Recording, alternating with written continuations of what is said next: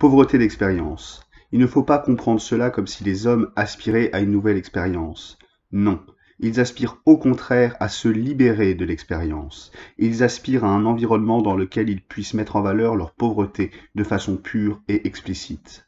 Leur pauvreté extérieure est finalement aussi leur pauvreté intérieure, de telle sorte qu'il en ressort quelque chose de respectable. Ils ne seront pas non plus toujours ignorants ou inexpérimentés.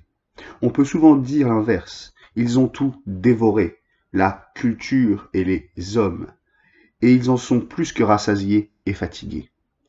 Personne n'est plus concerné qu'eux par ces paroles de Shirbart. Vous êtes tous si fatigués, et cela uniquement parce que vous ne concentrez pas toutes vos pensées sur un plan très simple mais grandiose. À la fatigue succède le sommeil, et alors il n'est pas rare que le rêve dédommage de la tristesse et du découragement du jour et montre réaliser l'existence, toute simple mais grandiose pour laquelle, dans le monde éveillé, la force manque. L'existence de Mickey Mouse est ce rêve de l'homme d'aujourd'hui. Cette existence est pleine de miracles qui non seulement surpassent les miracles de la technique, mais se moquent d'eux. Car ce qu'il y a de plus curieux en eux, c'est justement qu'ils se produisent tous sans machinerie, de façon improvisée, à partir du corps de Mickey Mouse, de ses partisans comme de ses persécuteurs, des meubles de la vie de tous les jours, tout comme d'un arbre, d'un nuage ou de la mer. La nature et la technique, le primitif et le confort sont devenus entièrement un.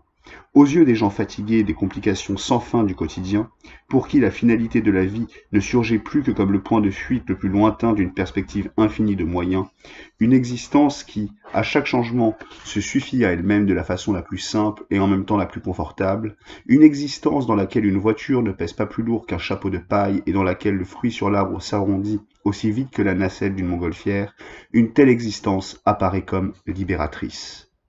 Et maintenant, prenons un peu de distance, faisons un pas en arrière. Nous sommes devenus pauvres.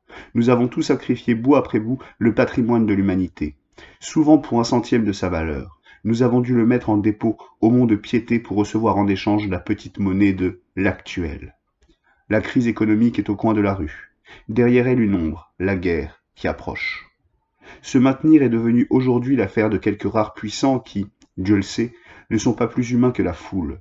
Le plus souvent, ils sont plus barbares, mais pas de la bonne manière.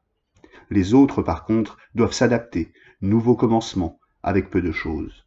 Ils ont partie liée aux hommes qui ont fait du renouveau complet leur affaire et l'ont fondé sur l'intelligence et le renoncement.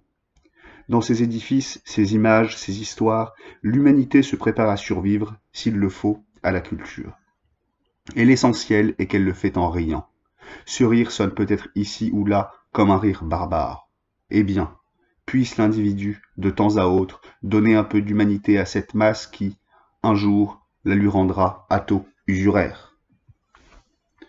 Walter Benjamin, Expérience et pauvreté.